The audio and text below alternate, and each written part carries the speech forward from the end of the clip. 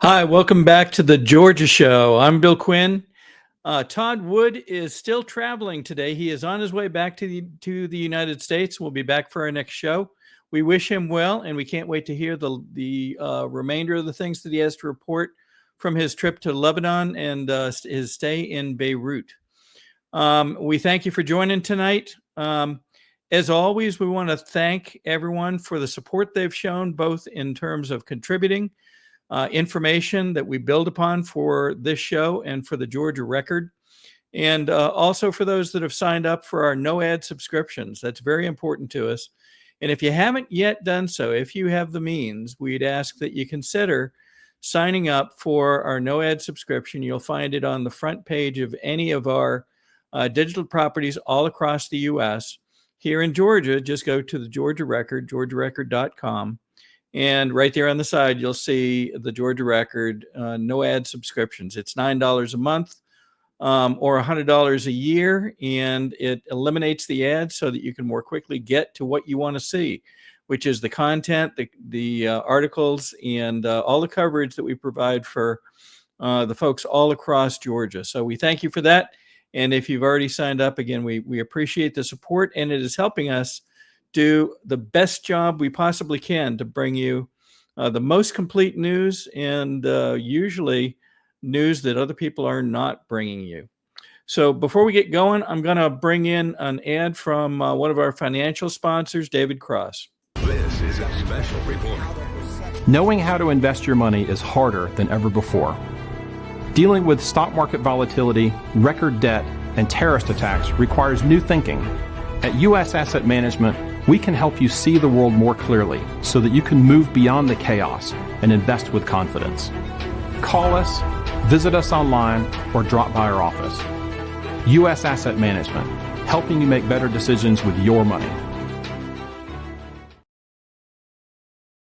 All right, we've got a number of things to talk about tonight. We're going to talk about some additional information that's coming out showing just how much has been covered up and hidden from the U.S. populace for how many years? We don't know. But as weeks and days go by, Tulsi Gabbard and others continue to bring out evidence that says many, many things have been covered up. And they continue to find hints and documents and information that will be brought to us so we can more fully understand what's happened in these past decades.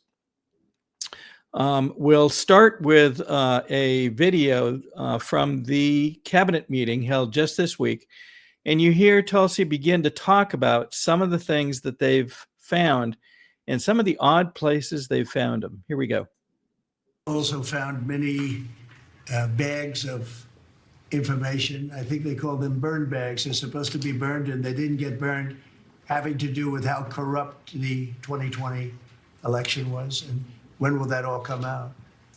Mr. President, I will be the first to brief you once we have that information collected. But you're right, we are finding documents literally tucked away in the back of safes in random offices in these bags and in other areas, which again speaks to the intent of those who are trying to hide the truth from the American people and trying to cover up the politicization that was led by people like John Brennan and James Clapper and others that have caused really immeasurable harm to the American people and to our country.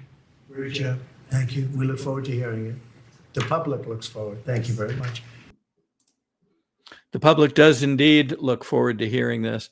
You'll recall that Anna Paulina Luna in the past couple of weeks has talked also about finding these burn bags and information in odd places. She described finding a burn bag in the corner of a skiff, a secure compartmentalized information facility, meaning a room that is set apart that cannot be eavesdropped on using electronic means. And so what an odd place to leave a burn bag. But it, again, is one of those places that is not easy to get into that room. And so would make sense if you're going to try to hide something, you hide it in some place that is not easy to access. We're going to hear more about this, I am sure. We're going to talk later in the broadcast about some other things where we're getting foreshadowed information that will come out probably quite shortly that in some ways may be quite surprising, quite devastating, but is likely very important for us to understand. So we'll echo again the president's thoughts. The public is looking forward to getting this information. We talked in the last couple of weeks about the work going on in Washington, D.C., and the president's goals to clean up that city, make it safe again, make it beautiful again. And in so doing, they have taken essentially control of the police force and in many ways really taken control of management of Washington, D.C. itself. It seems that they've likely circumvented the improper management that has been used up to now by people like the mayor, the mayor's office, the administrations, and so forth. The talk now is, where else might this kind of work be needed? And of course, one of the places in the country that has been very concerning for now a number of years is Chicago, Illinois. Chicago, as many know, has been very unsafe to the point of sometimes in the course of a weekend, hundreds of people might be shot and many of those killed by violence in that city. For what reason? Well, for robberies and hate crimes and other things. But clearly, if they can clean up Washington, as we had said a couple of weeks ago, as other people in other cities begin to see the success that we're going to talk more about in going on in Washington, they may wish to see these same things done in their cities as well, even though the people that run those cities, or in fact the people that run the states, may not wish that to happen. They don't want to be shown to have allowed folks in safety and the populace to be put at risk because of their inaction. And J.B. Pritzker seems to be one of those that might be in the target here as we go forward. J.B. Pritzker is governor of Illinois, and as we've discussed, Chicago has long been one of those areas where safety seems to have been an afterthought, not a priority for that city. Trump, in the last few days, had some interesting comments regarding Chicago and Pritzker. Let's hear what he had to say.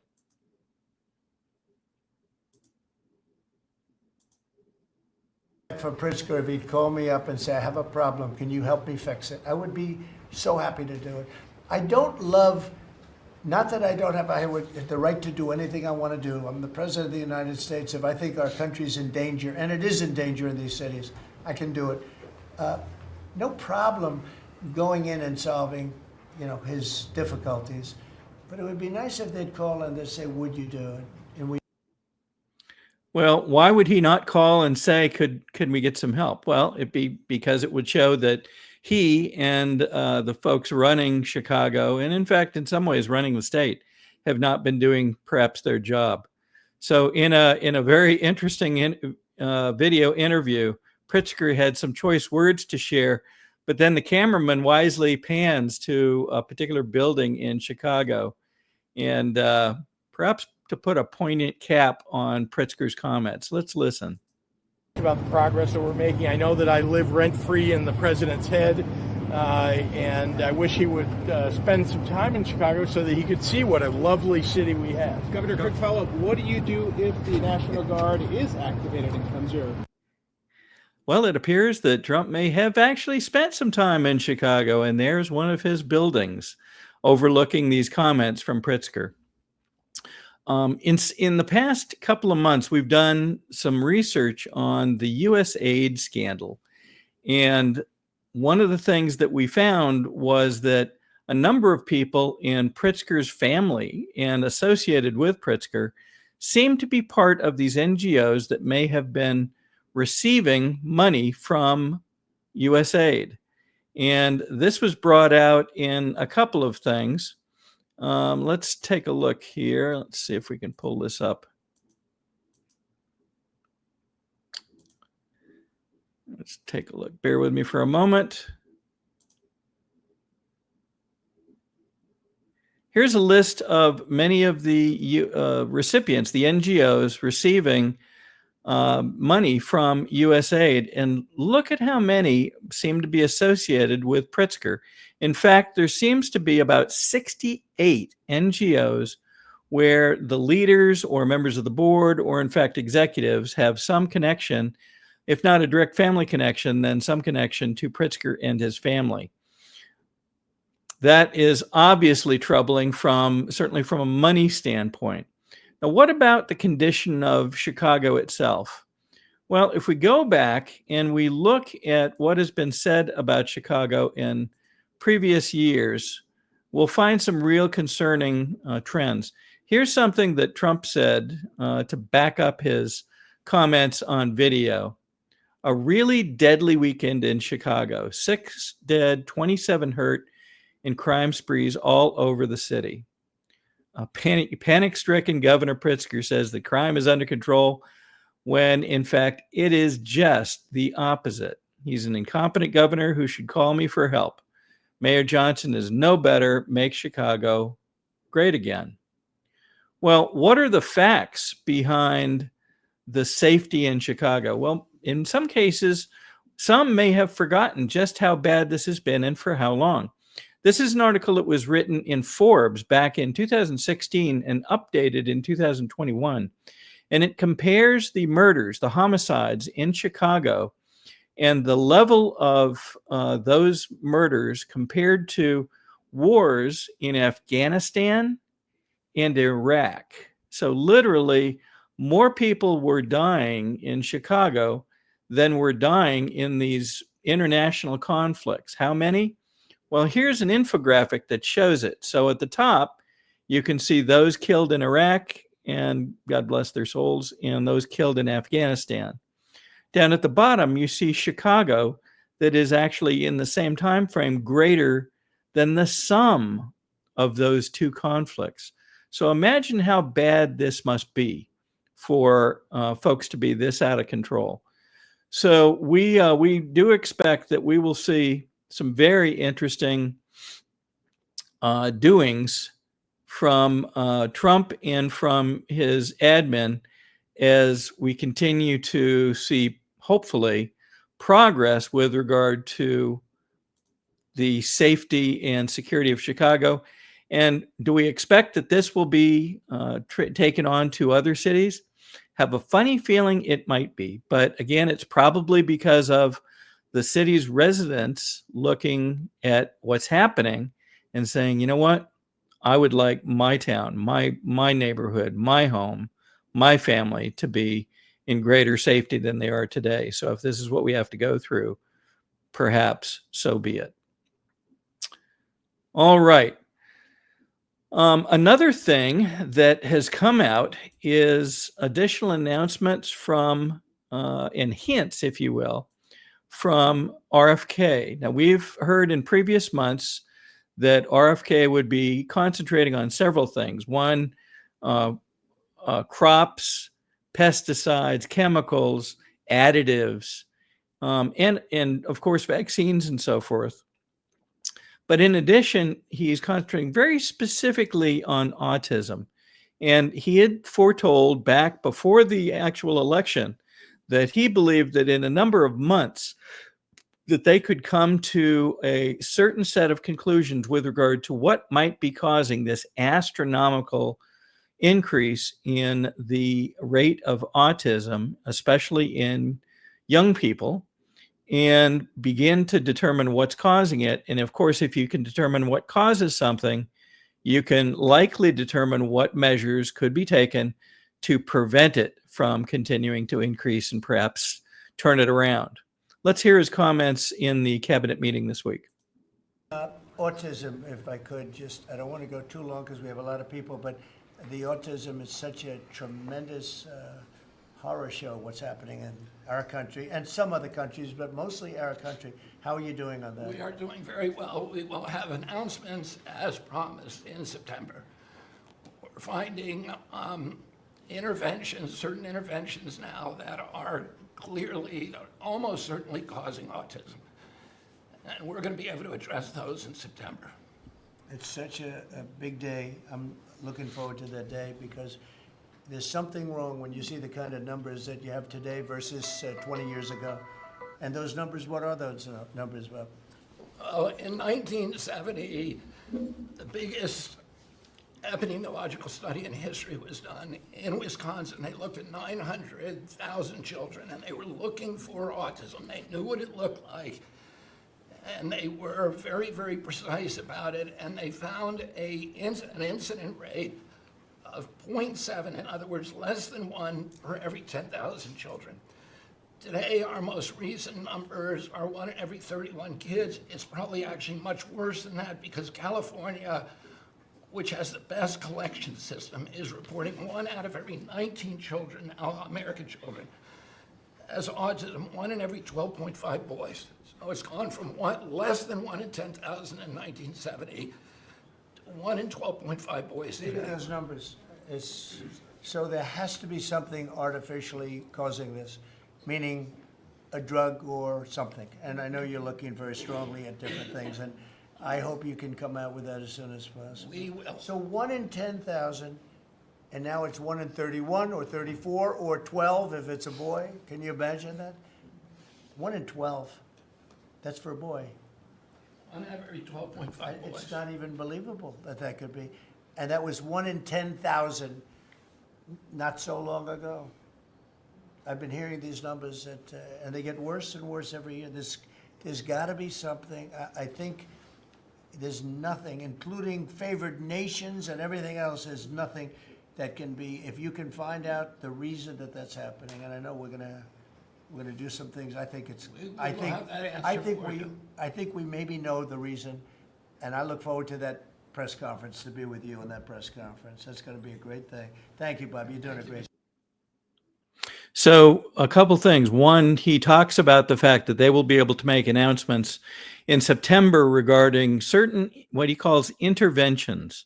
What might that mean? Well, we'll see. But it sounds like they are beginning to really target in on what may be the underlying cause. The numbers are absolutely astounding. Let's take a look at what he just described. This is a chart that dates back to the early 70s. And you can see that 1 in 10,000 number that was true back in those years. And the fact that this chart is only a couple of years old now, and it topped out at 1 in 36. And he is now claiming that it's up to 1 in about 30 and 1 in 12.5 among boys. What a horrific growth that we've seen in this. And it just underscores the need for this to be determined, find the cause, find the solution to stop this. And so many thousands of children will be saved if we can find out what's causing this from the devastating effects of the various conditions that occur along the autism spectrum. So we will continue to watch carefully and report on this, but understand just how important this is. This is likely something that affects, if not your family, then your friends' families or others in your extended family.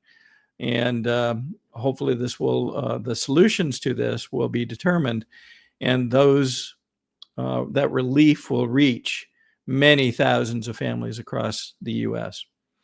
All right, let's, before we go on to talking about our nation's capital, since we're on health, let's hear from the Wellness Company, who have put together a number of solutions for folks to maintain and guard their health and care for themselves should there be a problem that needs to be dealt with. Let's hear from the Wellness Company.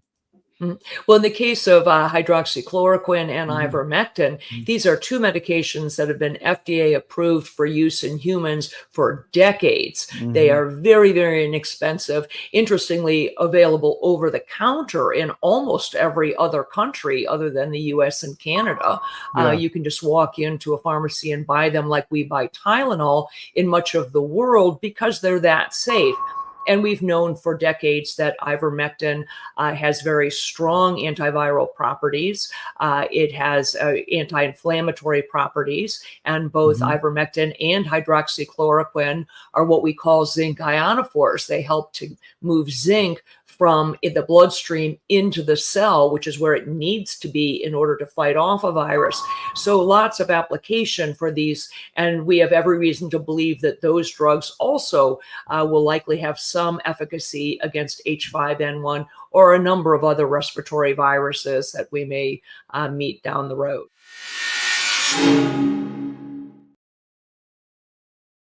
All right, welcome back. So next we're going to talk about winning in Washington. And there have been a number of changes since the president announced that they were going to take control of the police force in the Capitol and likely take over much of the management of the city in order to bring back safety and bring back beauty, as he calls it, to the Washington city area. So we heard a lot about what was going to happen. We had through mainstream media, you heard a lot of pushback, which everybody anticipated. They're going to try to tell you that everything that Trump is doing is the wrong thing for the wrong reasons, unneeded, unnecessary. And oh, by the way, he's being a dictator, which is, of course, not true. But isn't it interesting that the folks that live there, in many cases, can report bad experiences, things that have happened to them or their families that now they feel much more comfortable about. In fact, one of the White House press corps, not a member of the administration, but a member of an independent member of the press, came forward during one of the Oval Office meetings and spoke out. Let's hear what that exchange went like.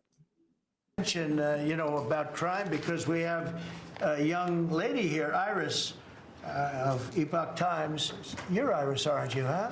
And I heard you were very savagely mugged in the city, and you're not going to let that happen under this administration. That was last year. And would you like to mention what happened? Of course. So first of all, thank you, Mr. President. Do you want to listen to this? For having me here to share my story to the room and to the broader public. My name is Iris Tao. I'm a White House correspondent for NTV, the sister media of the Epoch Times. So more than 2 years ago, it was a Saturday morning in broad daylight. I was on my way to work, and a young man with a black ski mask pointed a gun in my face and threatened me to hand over my phone, my wallet, my laptop, and everything else. And when I refused, he used the butt of his handgun to strike me across the face, in the cheek, or what some people call pistol whip me, before running away. And that has deeply traumatized myself and my family. Ever since, I've never dared to walk in the street of DC at night, ever. And my family was extremely worried. So, Mr. President, thank you so much for what you're doing right now. Thank you for being honest. Such incidents involve not just me, but also my family. If he had shot me, I could have died right there in the middle of nowhere without my families or my friends knowing at the age of back then, I think 23. Right. Just starting my career here in DC without even starting a family. But now I'm very blessed to have this opportunity. So you had a gun pointed at your head, and you probably figured that he's going to pull the trigger because these are animals that don't know what the hell. They couldn't care less. The pulling the trigger to him is a very minor event, and I'm sure he's done it before. So how did you? And you did refuse to give it, which would probably, maybe somebody would say that was not the right decision, right? But you refused. But I understand that. So and then he hit you real hard. Yes. It's really amazing that you weren't shot, though. I'm very blessed, and that's why having this opportunity to stand here to share my story today. One, I'm very grateful for God for allowing me to still survive to this day, but also to Mr. President. Thank you for now making DC safer. Thank you very much. For us, for our families, for my parents, on my behalf of my parents, and now my baby on the way. Thank you so much.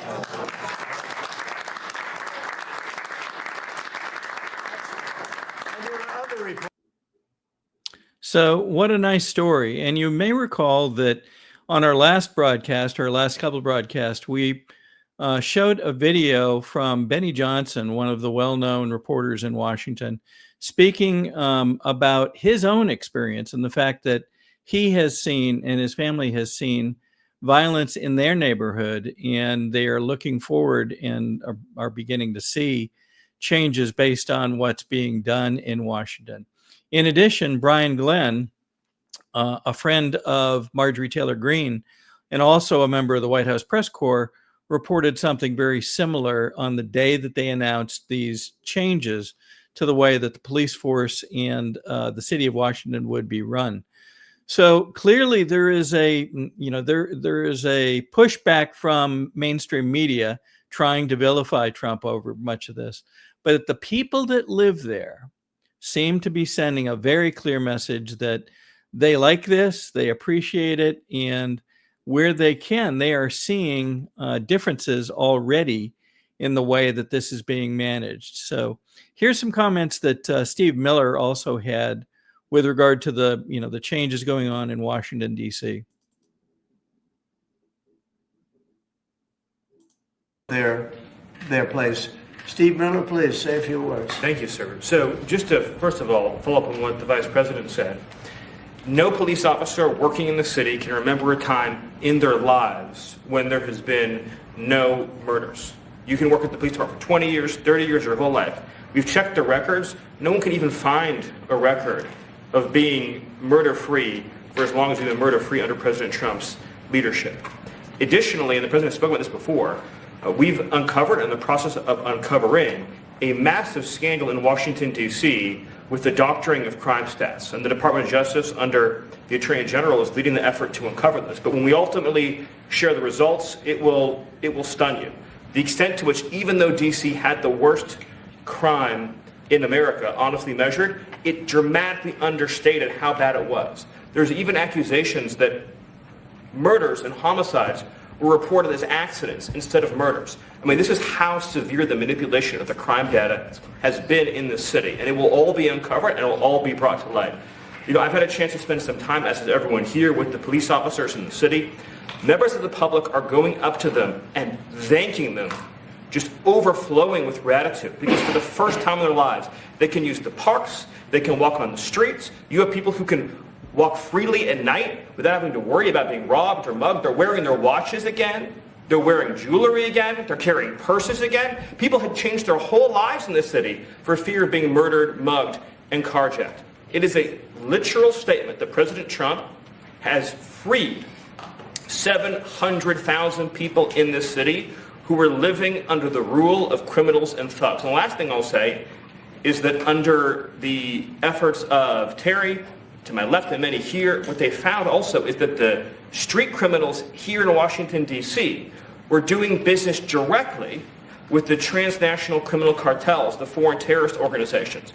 So not only was the city being run by these criminal thugs, but they were working with some of the most dangerous terrorist organizations on the planet to traffic weapons and drugs into this city. And what we are uncovering every day is shocking to us, and we look forward to sharing all the results with you. But President Trump, your leadership has uncovered some of the great public safety scandals of our life, and now because of you, people are safe and free for the first time ever in this city.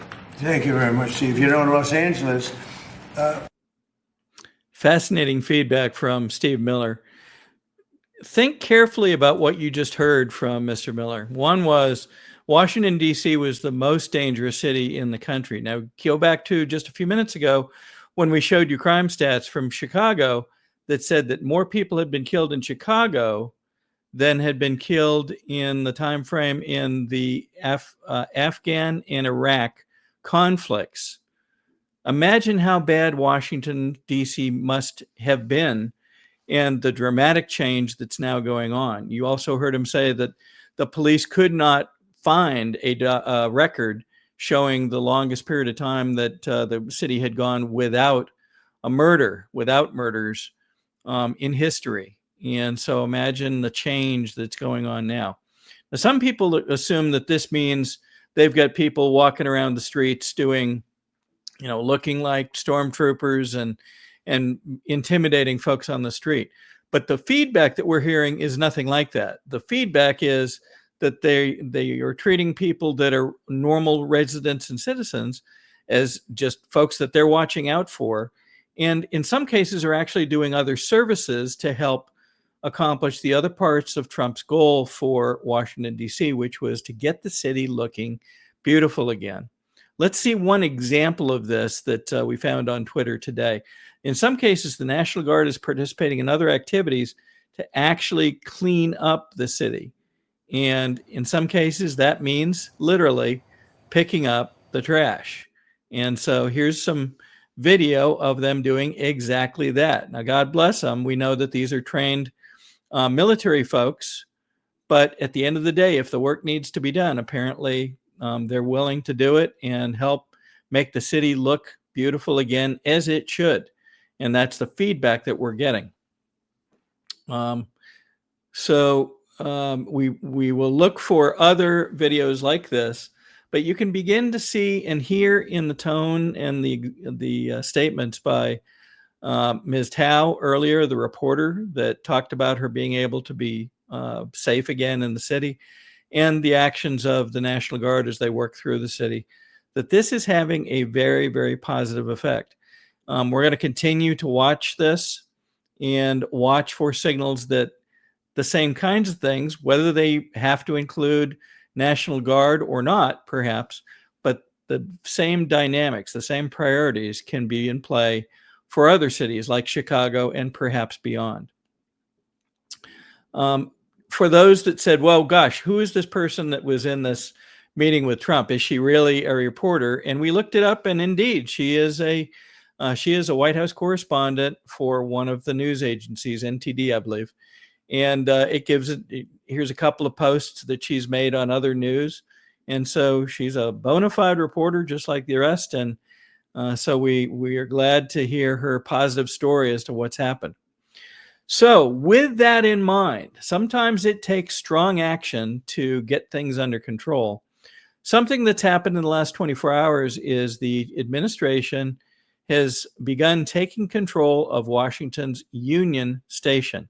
Now, you'll recall that earlier in the year, Trump had, at Trump's request, the head of Amtrak had stepped down to do something else. And now the Amtrak organization has been in charge of Union Station as one of its largest rail hubs.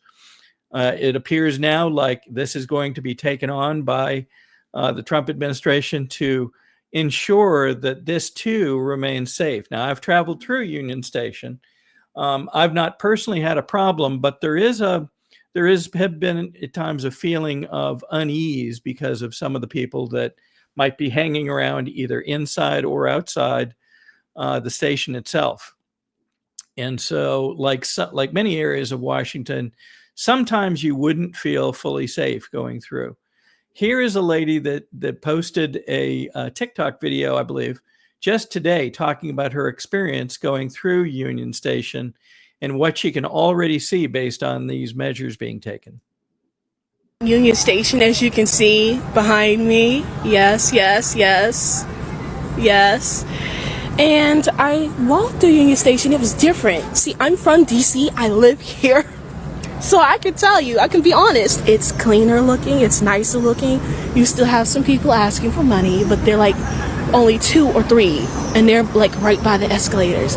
They're not inside. They're not people like zombies on the inside.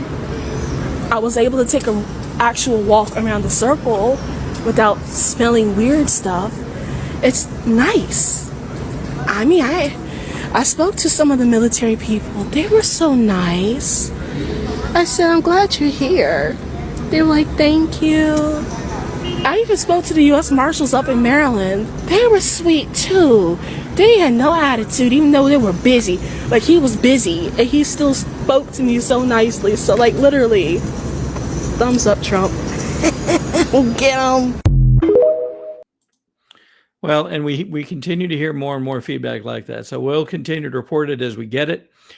Before we bring in our first guest, we're going to take a little break and hear from our friends at MyPillow. They've got some amazing deals going on. And so let's see if these play out for you guys and if you'd like to take advantage of them. Here we go. I'm excited to announce that we're having a huge sale on overstock and brand new products. For example, MyPillow Percale bed sheets, every color, every style, every size, only $29.88. Our Percale bed sheets are breathable, cool and crisp, and they're perfect for spring and summer. And check out Rev 7. the next generation of energy drinks. It tastes great and it gives you energy all day with no jitters and no crashes. Best of all, it's actually good for you. And for a limited time, try our 3-pack absolutely free. So go to mypillow.com or call the number on your screen. Use your promo code to save 20% on our Rev 7 12-packs or try our introductory 3-pack absolutely free. And our Percale bed sheets, all sizes, only $29.88. Twin size, full size, queen size, king sizes, all $29.88. Inventory is extremely limited at this price, so order now. Okay, welcome back. So meanwhile, after we saw what happens or what's happening in Washington and what may be starting to happen to Chicago, meanwhile, back in Georgia, we've had our own drama today. Earlier today, there was a hearing, an emergency hearing at that was called by the Fulton County Court in order to potentially consider contempt proceedings against the Fulton County Commission for failing to comply with a previous court order. We're lucky enough to have Jason Frazier with us. We're going to bring him in now. Jason, how are you, my friend? I'm good. How are you? I am good. We're running solo today. Todd is still on his way back from Beirut, so it's the Jason and Bill show for the time being. All right. So you had quite an experience today. I don't want to steal any of your thunder. I'll just kind of set this up so people make sure they have a good ground setting on what happened. So there was a previous court order for the Fulton County Commission to, in fact, confirm you and Julie Adams as members of the Fulton County Board of Elections. You'd been nominated, almost a month ago? Is that right? It's been a couple of months now. I think it was back in June. Yeah. And unfortunately, the Fulton County Commission, as they did last time, has been resistant to specifically your nomination, but really both of them. So tell us about what happened today, and if you can, a bit of the order as it was issued, please. Yeah, Bill, it was a packed house today, to say the least. I mean, it's gone from this is our third hearing. First hearing, there were, it was me and 5 friends and a couple other folks, and then that probably doubled on the second one, and today it was completely full. So a lot of folks there, a lot of reporters, a lot of folks on our side, and a few on their side. But essentially, what came down is the judge listened to arguments from both sides, and in my humble opinion, it seemed like the judge had heard their story enough times by now. I hear their attorney is a very good attorney at what he does, but I mean, you can only do so much with this case. I mean, the law says shall. Precedent is there. He even brought up the case from earlier this year where Julie Adams was required to certify an election, even though she didn't have full data to analyze that election and make sure that it was true and accurate as the law says. But the judge said she shall certify, and that shall requires her to certify, just like the shall in this particular case says they shall appoint said nominees.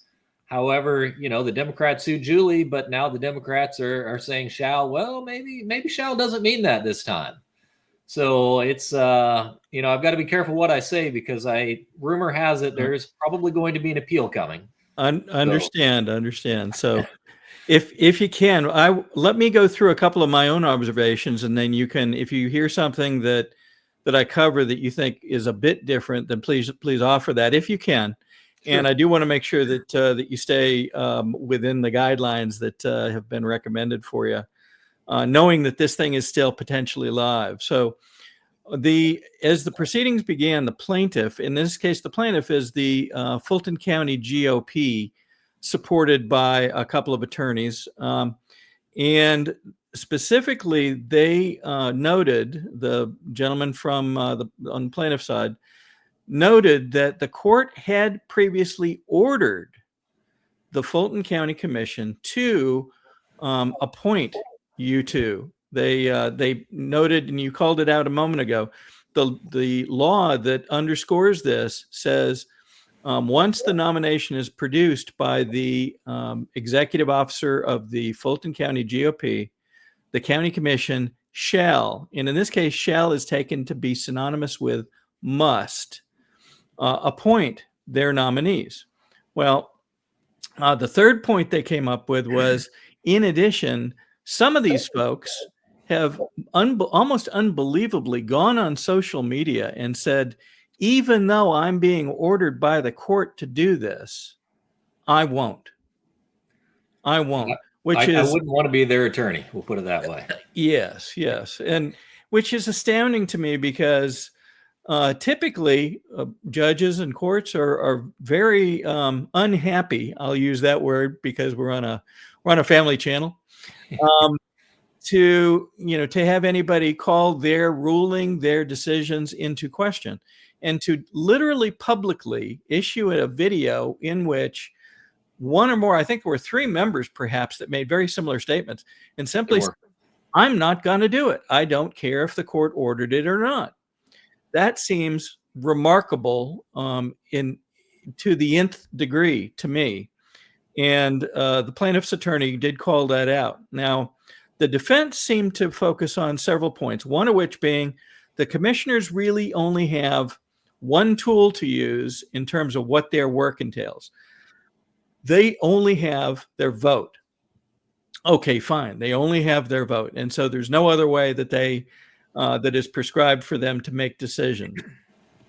They also said, which seemed on its face to be surprising, they claimed, the defense counsel claimed, that the court cannot compel an individual to take specific action.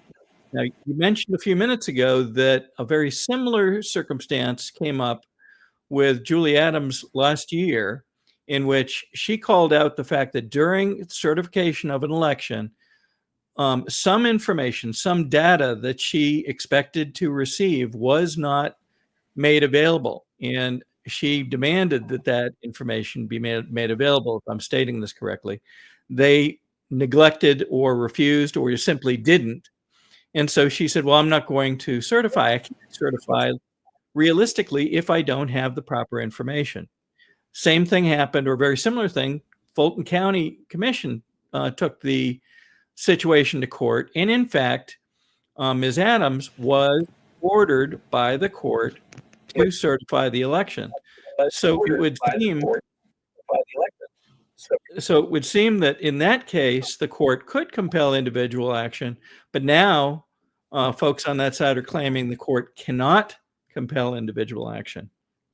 Have I got those points pretty close? Absolutely. And it just seems very surprising that these board of commissioners would be as bold as they are. I mean, you mentioned a minute ago that 3 of the commissioners went on social media. Actually, 2 of them went on social media just this morning at 9 o'clock on the steps of the courthouse, and said how the court could not compel them to vote in a certain way. The other member, Marvin Arrington Jr., he was actually campaigning for donations to his campaign by stating that he wasn't going to vote to affirm Julie and I. So, I mean, that does not seem wise, in my opinion. Granted, I'm not an attorney, but I wouldn't want to represent somebody that is that boldly defying the judge's order. I mean, agree or disagree, I wouldn't think that is a wise way to go about it. It doesn't. It certainly doesn't seem like it. So the hearing was at it began at 10 o'clock this morning, lasted a little over an hour. The judge made some final comments and then adjourned court. And then around 2 o'clock or so, the word began to spread that, in fact, an order had been brought down. And we found out within just a few minutes what that order entailed. So let's bring this up. And essentially, this is I suppose some people are saying that in positioning this is a win, and in some ways, I think it is. In other ways, it does seem to leave some questions open. So I'll let you take, if you're able to, I'll let you take us through this. But essentially, the beginning is the judge did find for the plaintiffs overall in his ruling. And then he did certain actions. Do you want to take us through the actions, Jason? Yeah, I mean, essentially, the judge delayed the fine until I believe it's Friday. Correct me if I'm wrong. It's been a busy day, but I think that's right. My theory on that, and I haven't spoken to a lot of folks on this. Again, it's been a busy day, but I believe the board, if they chose to, could have put an emergency meeting together and given enough notice to have a hearing or a meeting on Friday. That's my guess. I'm not sure. Every organization has different timing on when how much notice they have to give before they could have a meeting. So I would speculate that the judge they agreed that, hey, we could have a meeting by Friday. So that's the first opportunity that they could approve Julie and I. So we'll just have the fine start then. So that's kind of my guess on why he delayed it a couple of days. I see. But then, it's going to be $10,000 a day, and that is being paid by the board. So it's not on the individual members. And as a Fulton County taxpayer, I mean, let's be honest, I'm paying for it, and so is everybody else that lives in Fulton County. So it is a win. It definitely shows that there is a problem. It's bringing attention to the issue. As far as will they comply, I mean, your guess is as good as mine. I believe they are going to appeal, as their attorney alluded to. They are working on an appeal. So I'm not sure how that works as far as when they file the appeal. Can they delay this $10,000 a day fine? Does it accrue? There's still a lot of questions that I've got right now. But either way, a ruling saying there is a problem, and that's not a small amount. So hopefully that will compel them to do something. And if not, the folks in their districts may not be happy with that. Yeah. So if we can, let me just enumerate the key points in the ruling. And he did say, I did not post the entire ruling because it's going to be too small for people to read, but he did have some choice words indicating that he was not pleased with the fact that the commission seemed to be making this a convoluted, situation and set of actions, or inactions in this case. And so he did impose a $10,000 per day fine to be paid daily by the Fulton County Commission, the board. And so that in and of itself has some challenges to it. Somebody's got to, I guess, be cutting checks and so forth each day to be compliant with this. And that is to continue until such time as the commission shall act to appoint the nominees of the Republican Party's executive officer as required by the local legislation creating the Fulton County BOE. And this, again, this fine is to be paid daily. So until they act, until they solve this problem and get you guys appointed, this ostensibly would continue. Second, the judge enumerated that he found them guilty of what's called civil contempt, but in fact had declined to find the defendants individually guilty of criminal contempt, and seemed to signify something about them not doing this directly in front of the court. I kind of question that, in that even with a traffic citation, if you don't show up to court and do what the court tells you to do, you'll find yourself facing a bench warrant in most cases. And these guys seem to have done much more, in my own opinion, than simply neglecting to follow up on a traffic ticket. To state they're not going to follow the directions of the court to a public audience seems to be plenty of options, plenty of opportunities.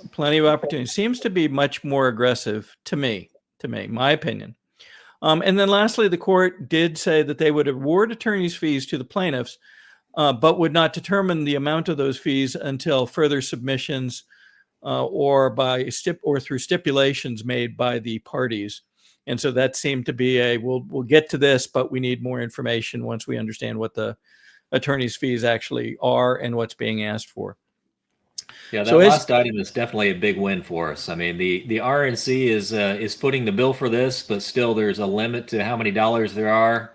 And if they can come out not burning a hole in their pocket and redeploy those assets to other lawsuits, that's a big win for us for sure.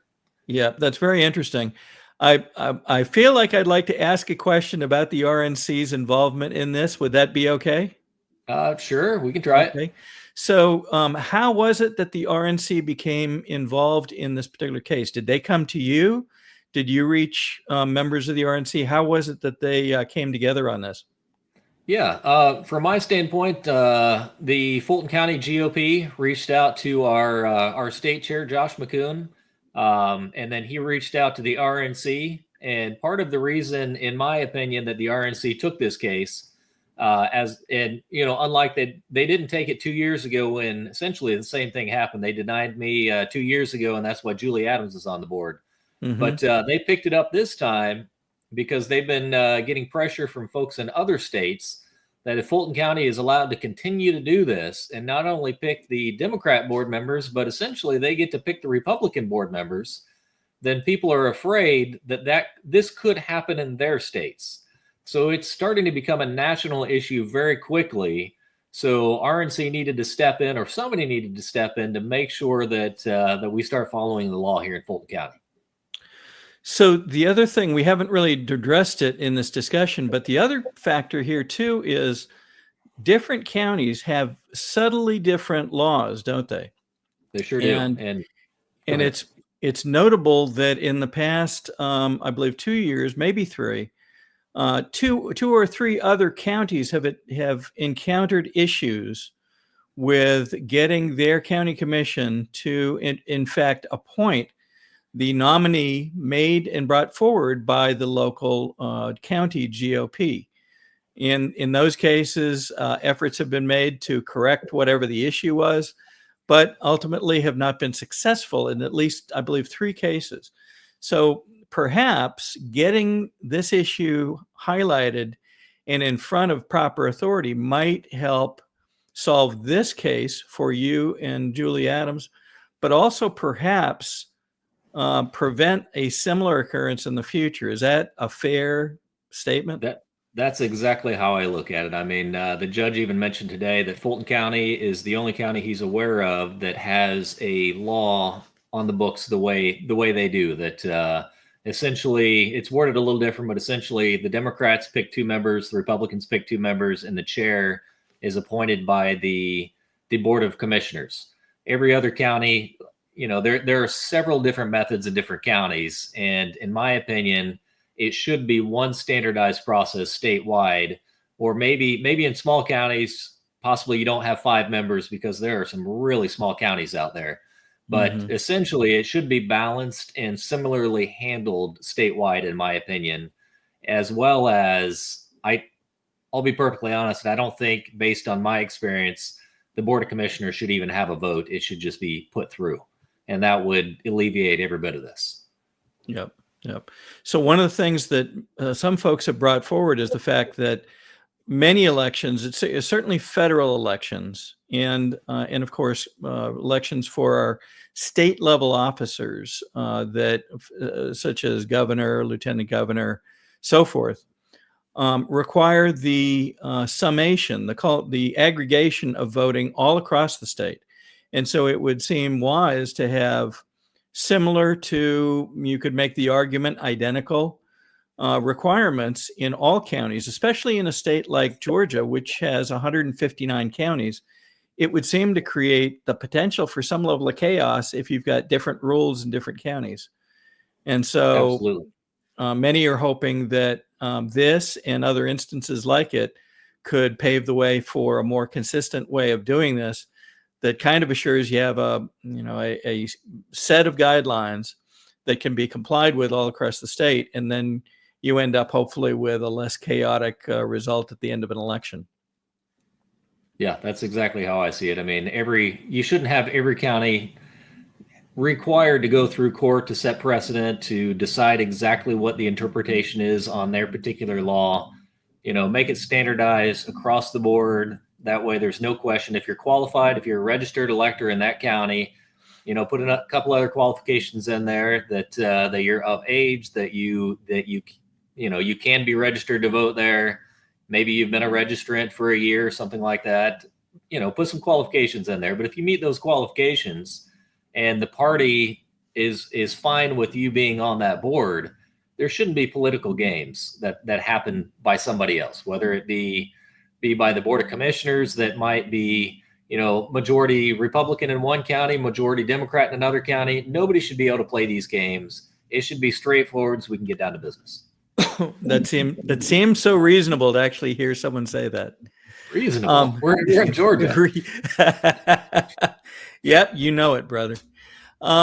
Okay. Any other points that you want to make? And I would like you to let folks know where to watch what you're bringing out, because you have a tendency to bring out very valuable information, whether it's on this instance with Fulton County or if it's got greater, more broad knowledge across what's going on with our elections or some other subject online. So offer what you can about what comes next, things that that folks need to keep their eyes on, and then how they can watch what you're bringing out, please.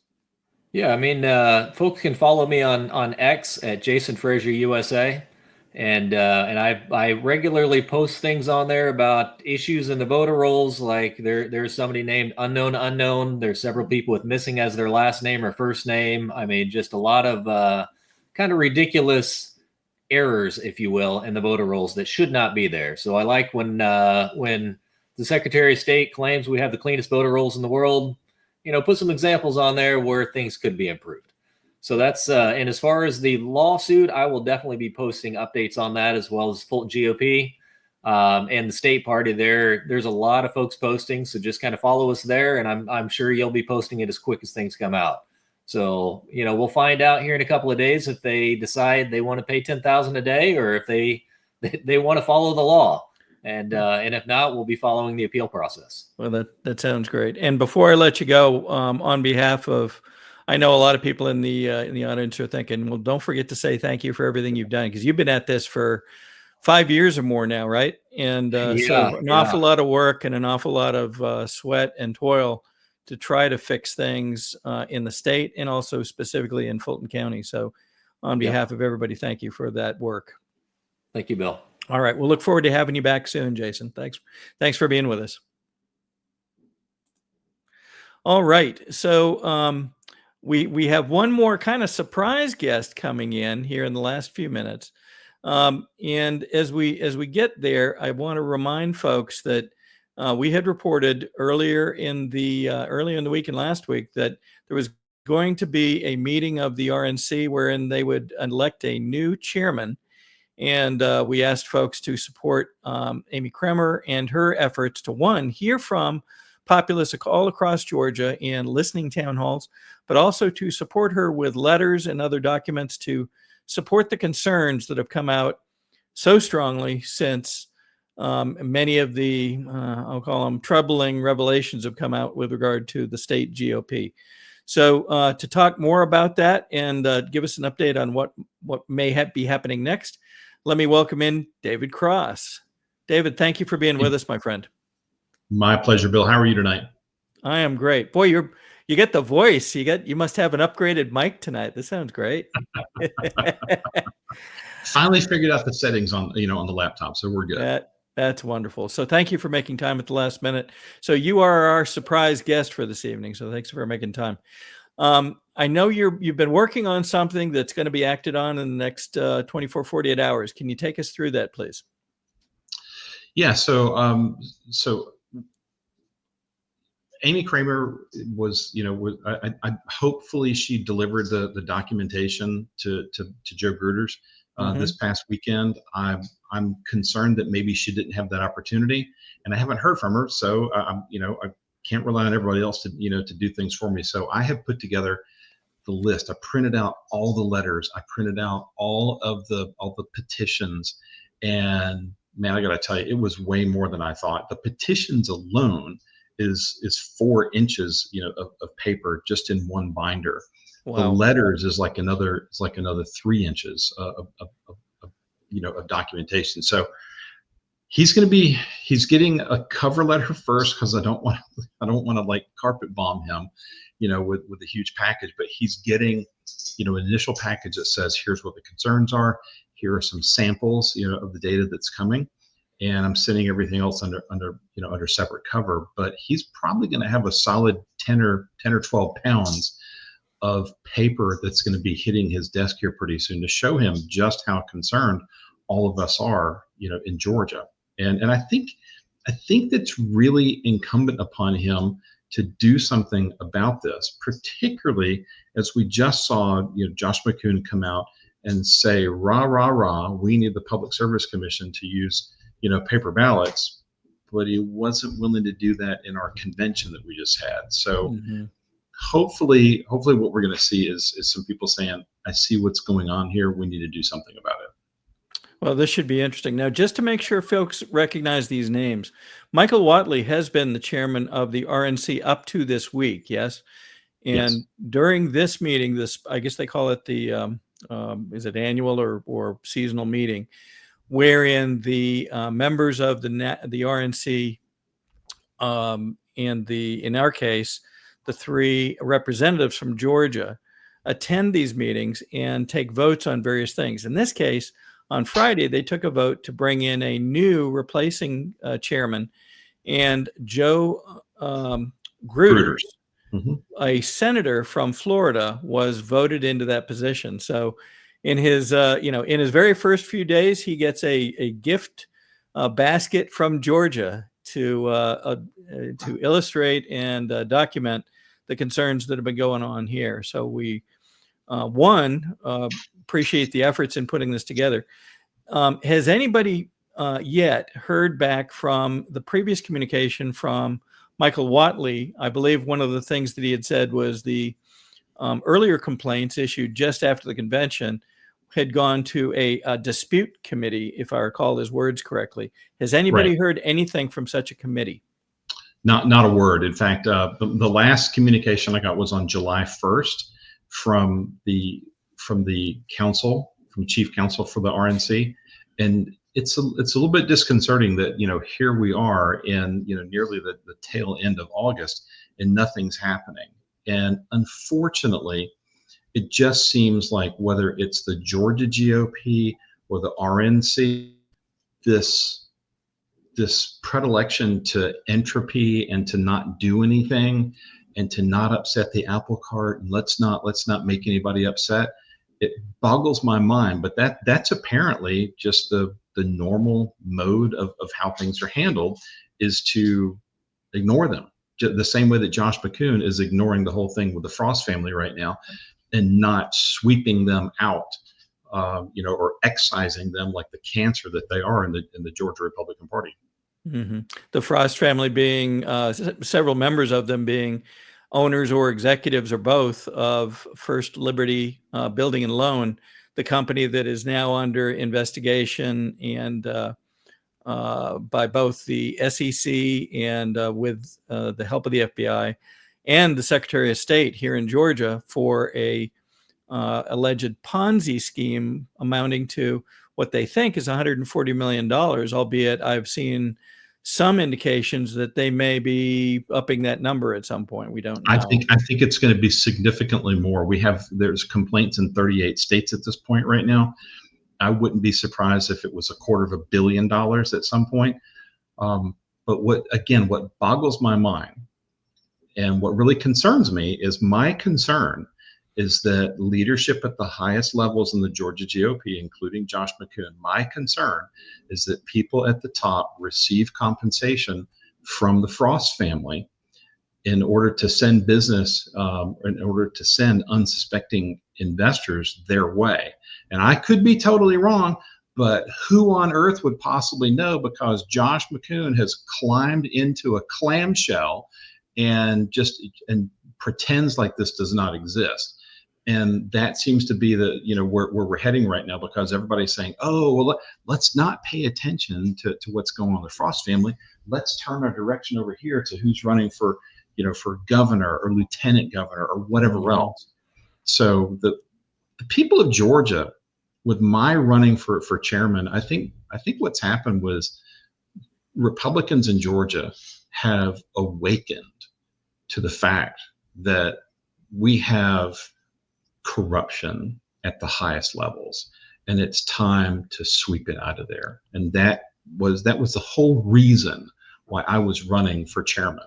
There's a lot of my detractors out there, the Debbie Dooleys of the world, and the morons like that really believe that I was looking for, for power and title. That's not what I'm about. I mean, Bill, you've known me for several years. I don't care about title, position, power, anything like that. What I care about is my country, and what I care about is running things ethically in the right way.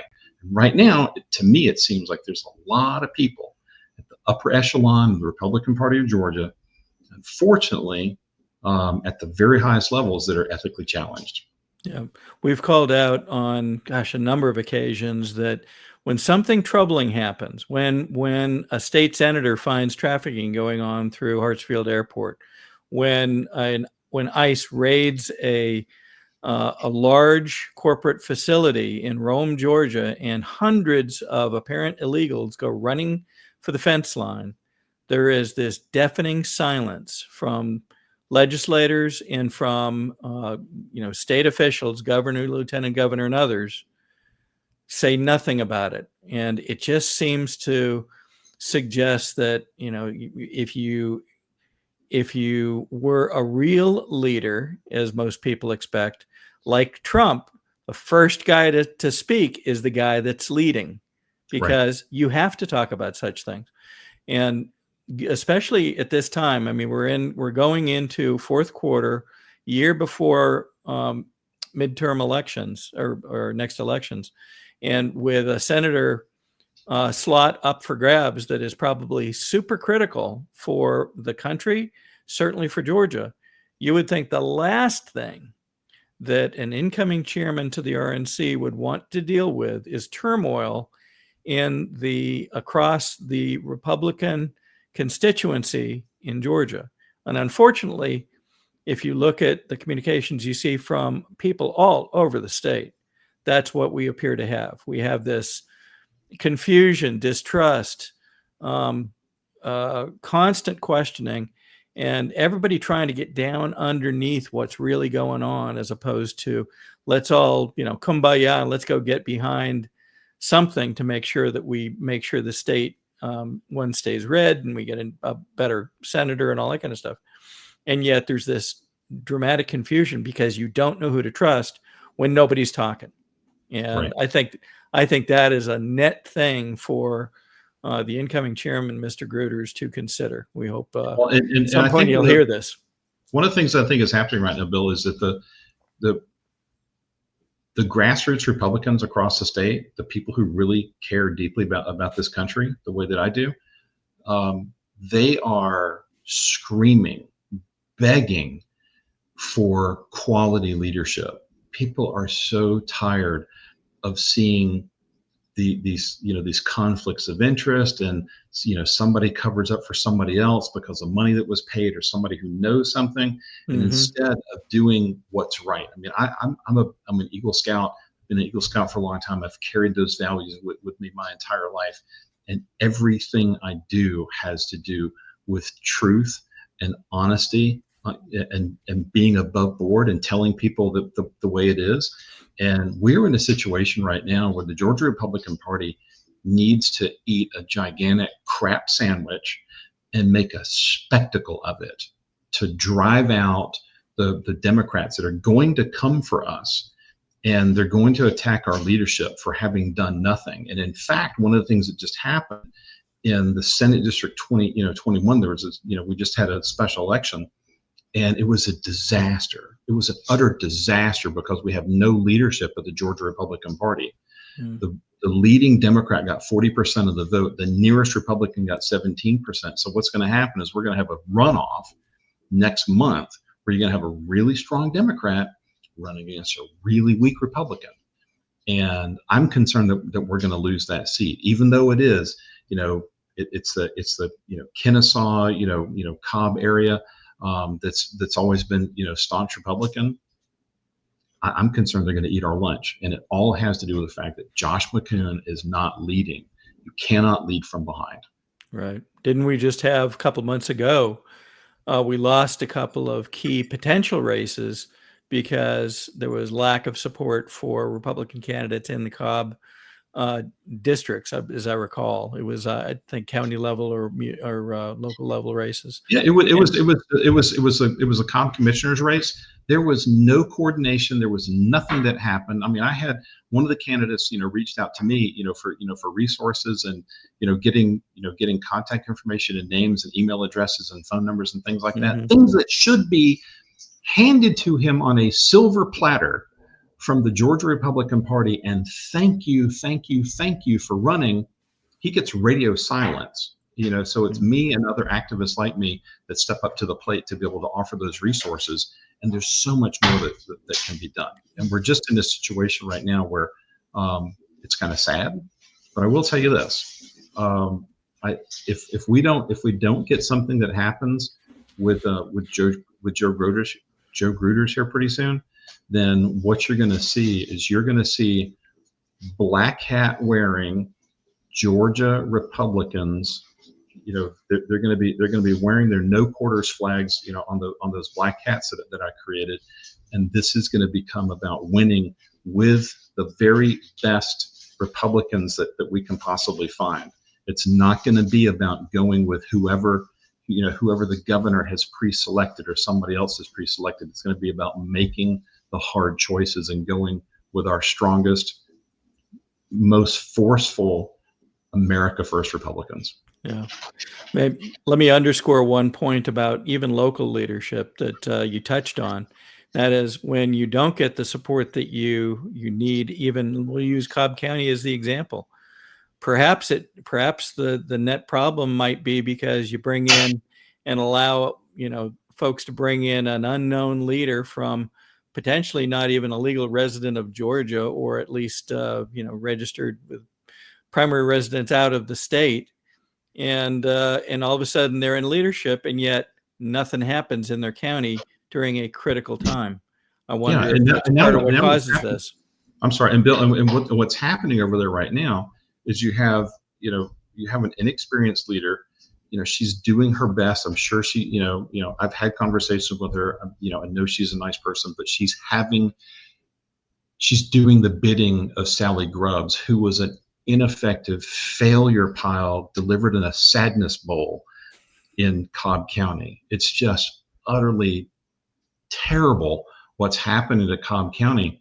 And there's no proactive plan. Everything is reactive. There's no proactive plan to go out and talk with developers like in Gwinnett County or Cobb County. They're putting up these places and asking them, particularly ones that share our values, to set aside a small amount of money from their project to help fund the party so that you can do community outreach. Nobody even thinks of those things. I mean, I'm doing that in Gwinnett County right now, talking with developers. Nobody's doing that in Cobb County. It's all reaction. And if all you're doing is reacting, you're going to be mowed down on the battlefield. Yeah. Well, the experience since the state convention has not been a positive one. So we hope that what you're doing with getting information and documents to Gruters, and hopefully with him newly at the helm, he'll have the chance to look and pick priorities. And we hope that Georgia becomes one of those top priorities. Have those of us here feel like it should be. So, well, Joe Gruters' job is to protect the franchise of the Republican Party right now, and the Georgia Republican Party. If this was McDonald's and the Georgia and the Republican Party, the RNC was Mother McDonald's, like home, headquarters. The Georgia Republican Party is a rogue franchise that's out here that's selling corn dogs and sloppy joes, and they're doing a terrible job doing it. And Gruters has to protect the franchise. Yeah.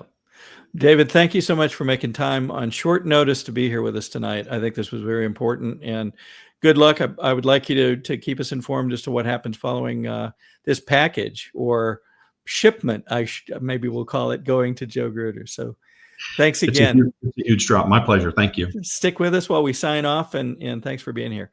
So Todd Wood will be back in seat in the coming, I think, 24, 48 hours. We will be back on Sunday at 2 p.m.